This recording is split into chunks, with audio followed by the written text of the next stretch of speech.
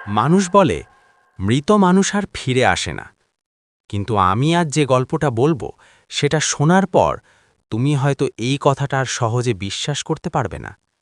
কারণ কিছু লাশ আছে যেগুলো কবর পর্যন্ত পৌঁছায় না, কিছু দেহ আছে যেগুলো মরে গেলেও পুরোপুরি শেষ হয় না। ঘটনাটা প্রায় ৮ বছর আগের। আমার এক চাচাতো ভাই ছিল রাশেদ। সে জেলা শহরের একটা ছোট সরকারি হাসপাতালে রাতের শিফটে কাজ করত। তার কাজ ছিল মূলত জরুরি বিভাগের কাগজপত্র দেখা আর প্রয়োজনে মর্গে লাশ নেওয়া আনার কাজে সাহায্য করা। হাসপাতালটা পুরনো ছিল, ৪ তলা ভাঙাচোরা বিল্ডিং, লম্বা অন্ধকার করিডর, আর রাত নামার পর পুরো জায়গাটা এমন চুপচাপ হয়ে যেত যে নিজের নিঃশ্বাসের শব্দ কেমন অস্বস্তিকর লাগত। রাশেদ প্রথম দিকে এসব কিছুতেই ভয় পেত না। সে সবসময় বলতো, ভয় পেতে হলে জীবিত মানুষকে ভয় পাবি, মৃতকে না। কিন্তু এক রাতের পর সে আর কোনোদিন এই কথাটা বলেনি। সেটা ছিল বর্ষার রাত। বাইরে তখন মুষলধারে বৃষ্টি। রাত প্রায় 12:30। হাসপাতালের বেশিরভাগ রুগী ঘুমিয়ে, নার্সরা নিজেদের রুমে, আর পুরো বিল্ডিং জুড়ে এক ধরনের স্যাঁতস্যাঁতে গন্ধ। ঠিক তখনই থানার একটি গাড়ি এসে দাঁড়ায় হাসপাতালের সামনে। 2জন পুলিশ আর একজন লোক মিলে একটি লাশ নিয়ে আসে হাসপাতালে। শুনে জানা গেল পাশের এক গ্রাম থেকে এই লাশটি উদ্ধার করা হয়েছে। লোকটা ছিল মধ্যবয়স্ক, দেহ ভিজে গেছে, কাপড় কাদায় মাখা, মুখের একপাশে শুকনো রক্ত। পুলিশ বলল, লোকটাকে রাস্তার পাশে মৃত অবস্থায় পাওয়া গেছে, কেউ তাকে চিনতে পারেনি। পরদিন সকাল পর্যন্ত লাশটা মর্গে রাখতে হবে। সেদিন মর্গে দায়িত্বে যে ওয়ার্ড বয় ছিল সে হঠাৎ অসুস্থ হয়ে বাড়ি চলে যায়। তাই ডিউটি ডাক্তার রাশেদকে বলে, একটু কষ্ট করে লাশটা নিচে রেখে আসো, সকাল পর্যন্ত থাকুক। রাশেদ আর এক নিরাপত্তারক্ষী মিলে লাশটা স্ট্রেচারে করে মর্গে নামিয়ে নিয়ে গেল। হাসপাতালের মর্গটা ছিল মূল ভবনের পেছনে, একটু নিচু জায়গায়। সেখানে যাওয়ার পথটা সরু, বাতি কম, আর বৃষ্টির রাতে কাদা জমে পুরো রাস্তা পিচ্ছিল হয়ে গিয়েছিল। মর্গের দরজা খুলতেই সেই চেনা ঠান্ডা ভারী জমাট গন্ধটা নাকে আসে। ভেতরে একটাই সাদা টিউবলাইট জ্বলছিল। দেওয়ালের পাশে লোহার 3টে ট্রলি, দুটোতে আগের লাশ ছিল আর একটা ফাঁকা। রাশেদ আর গার্ড লাশটা ফাঁকা ট্রলিতে তুলে রাখল। তারপর রেজিস্টারে নাম পরিচয় না পাওয়া লাশ হিসেবে নোট করল। সবকিছু ঠিকঠাকই ছিল, কিন্তু বের হওয়ার আগে রাশেদ হঠাৎ খেয়াল করল লোকটার বাঁ হাতের আঙুলটা যেন একটু নড়ল। সে প্রথমে ভাবল হয়তো চোখের ভুল। সে গার্ডকে বলল, এই দেখ তো, হাতটা নড়ল না। গার্ড বিরক্ত হয়ে বলল, মরা মানুষ নড়ে নাকি, তাড়াতাড়ি বের হও। রাশেদ আর কিছু বলল না। দুজনেই দরজা বন্ধ করে ওপরে উঠে এলো। রাত তখন 1:15। বৃষ্টি আরও বেড়েছে। হাসপাতালের বিদ্যুৎ একবার গিয়ে আবার এলো। জেনারেটরের কাঁপা কাঁপা শব্দ করিডর জুড়ে ছড়িয়ে পড়ল। রাশেদ কাগজপত্র লিখছিল। ঠিক তখনই ফোন বেজে উঠল। হাসপাতালের পুরনো ল্যান্ডফোন। সে ফোন ধরতেই ওপাশে কোনো মানুষ কথা বলল না, শুধু ভেসে এলো এক ধরনের ঘরঘরে শোয়াশের শব্দ। রাশেদ বলল, হ্যালো, কে বলছেন? কোনো উত্তর নেই। তারপর খুব ধীরে, খুব নিচু গলায় একটা কথা শোনা গেল, ঠান্ডা, খুব ঠান্ডা। রাশেদের বুক কেঁপে উঠল। সে আবার বলল, কে, কোথা থেকে বলছেন? এইবার লাইন কেটে গেল। সে ভাবল হয়তো কেউ বাজে মজা করছে। কিন্তু 5 মিনিট পর আবার ফোন এলো। এইবারও একই শব্দ, একই শ্বাস, আর একই কথা, দরজা খোলো। রাশেদের হাত ঠান্ডা হয়ে গেল, কারণ হাসপাতালের ভেতরের এক্সটেনশন ফোনে নিচের মর্গ থেকেও কল আসতে পারে। সে সঙ্গে সঙ্গে নম্বর মিলিয়ে দেখল, ফোনটা সত্যিই মর্গের লাইন থেকে এসেছে। তার গলা শুকিয়ে গেল। সে নিজেকে বোঝালো, হয়তো লাইনে শর্ট হয়েছে, পুরনো বিল্ডিং, বর্ষার রাত, এরকম হয়।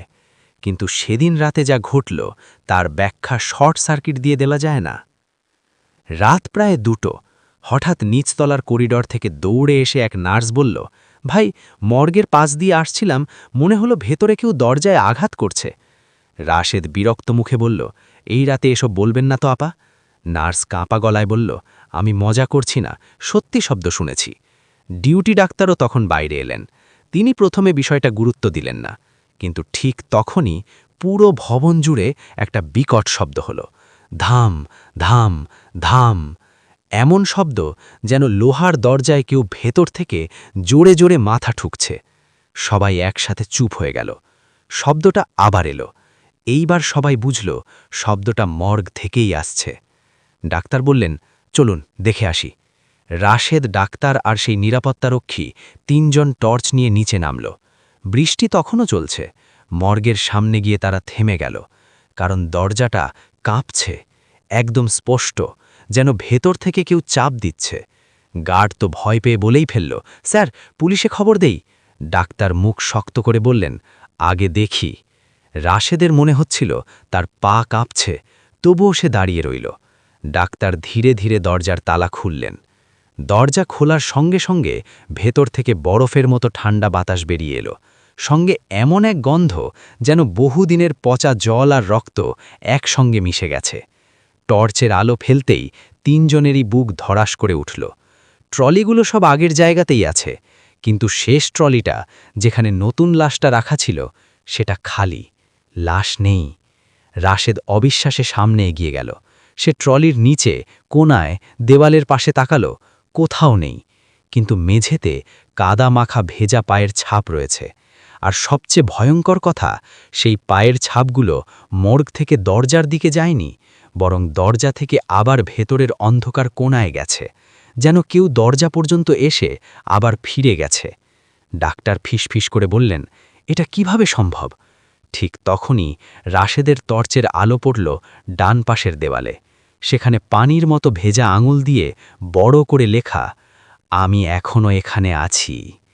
নিরাপত্তারক্ষীর চিৎকার দিয়ে বাইরে দৌড়ে পালালো। ডাক্তার আর রাশেদ জমে গেল। হঠাৎ মর্গের ভেতরের শেষ কোণাটা থেকে একটা টেনে হিঁচড়ে হাঁটার শব্দ ভেসে এলো। খস খস খস।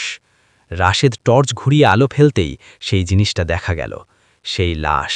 লোকটা দেওয়ালের গা ঘেঁষে দাঁড়িয়ে আছে, মাথায় একদিকে বেঁকে আছে, চোখ দুটো আধ খোলা, ঠোঁট ছিঁড়ে গেছে, আর বুকটা খুব ধীরে ধীরে উঠানামা করছে।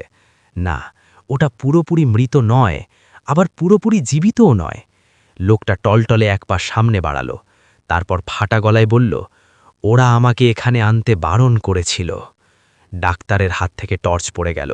রাশেদ মনে করল তার বুকের ভেতর রক্ত জমে যাচ্ছে।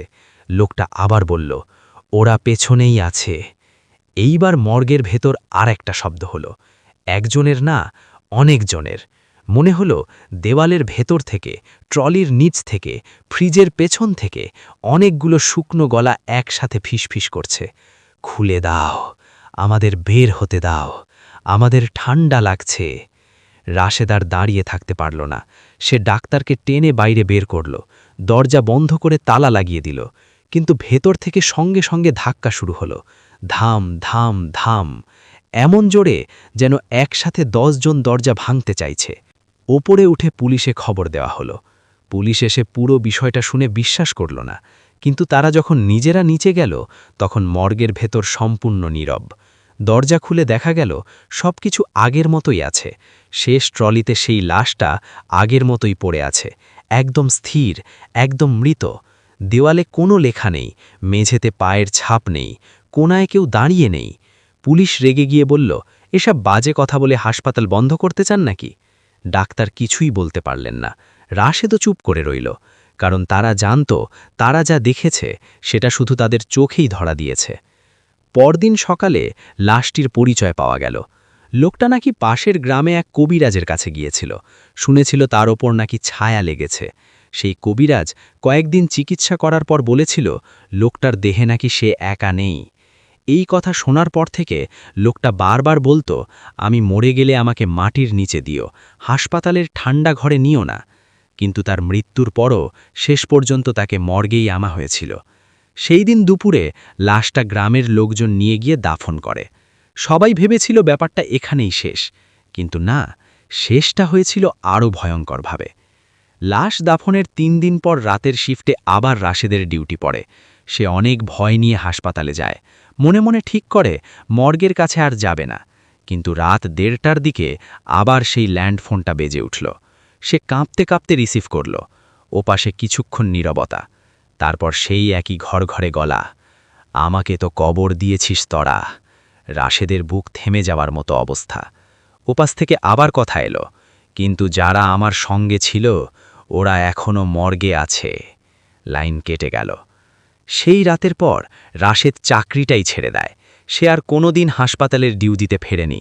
এমনকি আজও সে মৃতদেহের নাম শুনলেও চুপ হয়ে যায়। আর সবচেয়ে ভয়ের কথা কি জানো?